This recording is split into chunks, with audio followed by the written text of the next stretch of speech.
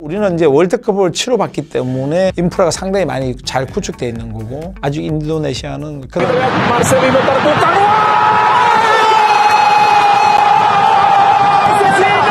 Tendangan kamu luar biasa Marcelino.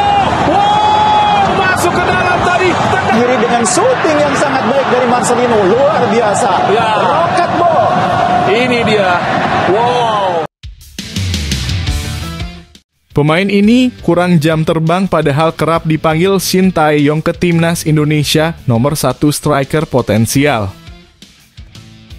Shin Tae-yong pusing, 12 pemain terancam gagal bela timnas Indonesia di Piala Asia U23 karena dilarang klub. Shin Tae-yong sebut masa depan timnas Indonesia bakal semakin cerah usai lolos ke babak 16 besar Piala Asia 2023. Kabar baik dari Marcelino Ferdinand di Belgia berkah Piala Asia terus berlanjut.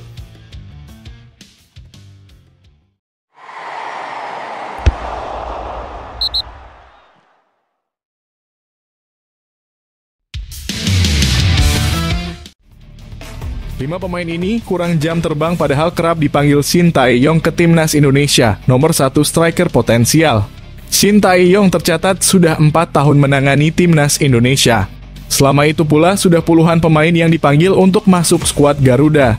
Akan tetapi ada 5 pemain yang kurang jam terbang selama timnas Indonesia diasuh Shin Tae-yong. Padahal nama mereka kerap tertera di daftar skuad. Siapa saja?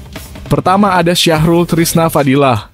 Kiper Persikabo 1973 ini merupakan andalan pelapis di skuad timnas Indonesia. Syahrul sudah dipanggil sejak Piala AFF tahun 2020. Kiper berusia 28 tahun itu baru 7 kali tampil bersama tim Merah Putih. Ia sempat masuk proyeksi di Piala Asia 2023, tetapi kemudian mengalami cedera. Kedua Muhammad Riyandi. Selain Syahrul, kiper Persis Solo ini juga kurang mendapat menit bermain di timnas Indonesia. Riyandi bahkan sama sekali tidak diturunkan sepanjang Piala Asia 2023. Sejauh ini kiper berusia 24 tahun itu baru turun 5 kali di bawah Mister Gawang. Padahal ia kerap dipanggil oleh Shin ke skuad timnas Indonesia. Ketiga Wahyu Prasetyo. Penampilan bek PSIS Semarang ini cukup ciamik di Liga 1 musim ini. Wahyu kemudian mendapat panggilan ke timnas Indonesia asuhan Shin, termasuk pada Piala Asia 2023. Sayangnya, bek berusia 25 tahun itu baru sekali tampil di timnas Indonesia pada 8 September 2023. Itu pula debut Wahyu di tim nasional. Keempat, Edo Febriansah.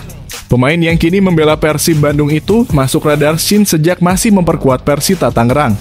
Sayangnya, Edo lebih banyak turun sebagai pelapis Pratama Arhan di sisi kiri.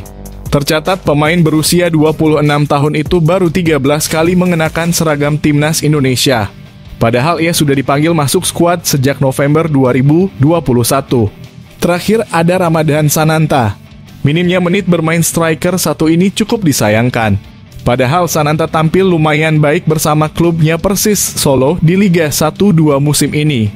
Tercatat pemain berusia 21 tahun itu baru 8 kali bermain dengan total 177 menit atau rata-rata hanya 22 menit. Kendati begitu, Sananta mampu pamer ketajaman dengan torehan 4 gol.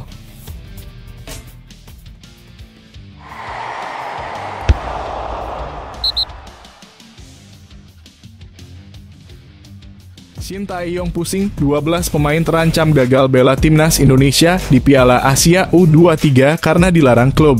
Keputusan yang diambil klub-klub BRI Liga 1 bisa membuat Shin Tae-yong pusing dalam menyiapkan tim untuk Piala Asia U23 2024. Sebab 3 klub telah menyatakan tidak akan melepas pemain mereka. Sebab ketika Piala Asia U23 digelar, BRI Liga 1 tetap digelar. Bahkan pada fase itu, BRI Liga 1 masuk fase akhir yang sangat menentukan posisi klasemen. Borneo FC yang kini berada di puncak klasemen menolak melepas pemain mereka untuk Piala Asia U23. Alasan Pesut Etam cukup jelas, mereka sedang bersaing untuk gelar juara. Piala Asia U23 juga tidak masuk kalender FIFA. Saat ini kami butuh tenaga semua pemain. Pemain punya tugas mempertahankan posisi klub di puncak klasemen agar kami bisa tampil di Championship Series, ucap manajer Borneo FC dikutip dari Antara. Belum ada titik temu antara PSSI dan klub soal pemanggilan pemain ke Timnas Indonesia untuk Piala Asia U23. Nah, jika situasi ini berlarut bakal berdampak pada komposisi pemain di Piala Asia U23 nantinya. Shin Tae-yong bakal pusing andai Persija benar-benar tidak melepas pemainnya ke Indonesia U23. Sebab ada nama Rizky Ridho yang selama ini jadi andalan sang pelatih di lini belakang. Selain Ridho, ada beberapa pemain Persija lain yang berpotensi tidak bisa dipanggil ke Timnas U23. Pemain tersebut antara lain Ilham Rio Fahmi, Muhammad Ferrari, hingga kiper muda Cahya Supriyadi. Seperti Persija Jakarta dan Borneo FC, PSS Sleman juga ogah melepas pemain mereka ke Timnas Indonesia U23. Melihat daftar skuad PSS Sleman, ada satu pemain yang mungkin dipilih Shin Tae-yong yakni Hoki Caraka.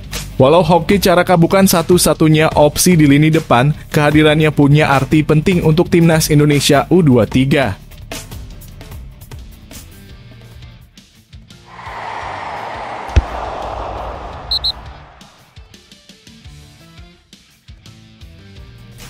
Shin Tae-yong sebut masa depan Timnas Indonesia bakal semakin cerah usai lolos ke babak 16 besar Piala Asia 2023.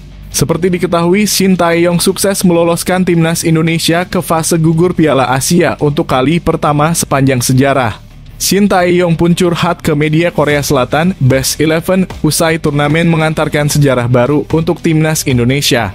Pelatih 53 tahun tersebut mengaku Timnas Indonesia pulang dengan kepala tegak usai berhasil memenuhi target dari PSSI. Pencapaian tersebut sangat bermakna untuk seluruh pemain Timnas Indonesia.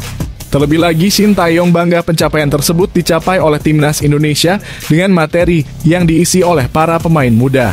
Shin Tae-yong menyebut masa depan skuad Timnas Indonesia bakal cerah usai mencapai sejarah baru di ajang Piala Asia 2023. Saya dapat meninggalkan turnamen dengan semangat yang baik karena saya mencapai tujuan saya untuk mencapai babak 16 besar di Piala Asia Qatar, ujar Shin Tae-yong. Ini sangat bermakna untuk menulis sejarah baru. Saya juga merasa sangat senang bisa mencapai hasil yang saya tuju dengan para pemain yang masih sangat muda. Masa depannya cerah dan positif, jelas Shin Tae-yong.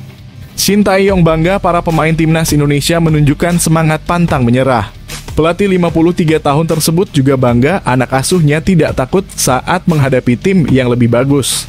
Dirinya yakin bahwa Timnas Indonesia dapat mencapai prestasi jauh lebih bagus usai menembus babak 16 besar Piala Asia 2023.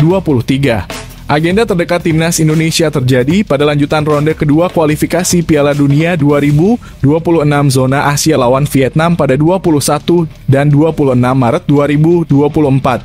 Saya melihat sisi positif dari tim kami karena para pemain kami bermain bagus melawan tim yang jauh lebih baik dari kami.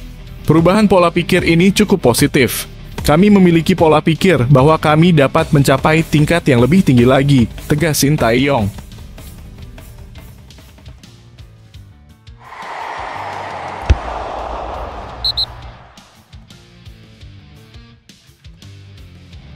Kabar baik dari Marcelino Ferdinand di Belgia, berkah Piala Asia terus berlanjut. Kabar baik datang dari pemain Timnas Indonesia, Marcelino Ferdinand yang bermain untuk KMS Kadeinze. Kabar baik tersebut yakni kembali masuknya nama Marcelino Ferdinand di skuad KMS Kadeinze untuk laga lanjutan Liga 2 Belgia. Seperti yang diketahui, Marcelino sebelumnya jarang mendapatkan kesempatan bermain. Hal tersebut didasari dari berbagai alasan. Salah satunya yakni akibat cedera panjang yang diderita Marcelino pada akhir tahun 2023 lalu. Beruntungnya, Marcelino sembuh pada waktu yang tepat, sehingga sang pemain bisa memperkuat Timnas Indonesia di Piala Asia 2023. Penampilan Marcelino di Piala Asia pun cukup apik. Setelah dari Piala Asia, Marcelino terus mendapatkan kepercayaan untuk menjadi bagian dari KMS Kadeinze. Pemain berusia 19 tahun itu kini tercatat telah melalui 3 laga beruntun Liga 2 Belgia. Dari 3 laga tersebut, Marcelino bermain di 2 laga sebagai pemain pengganti.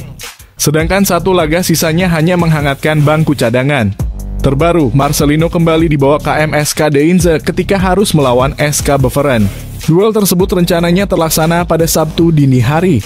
Kepastian masuknya nama Marcelino diumumkan langsung oleh KMS Kadeinze melalui akun Instagram resmi klub pada Jumat.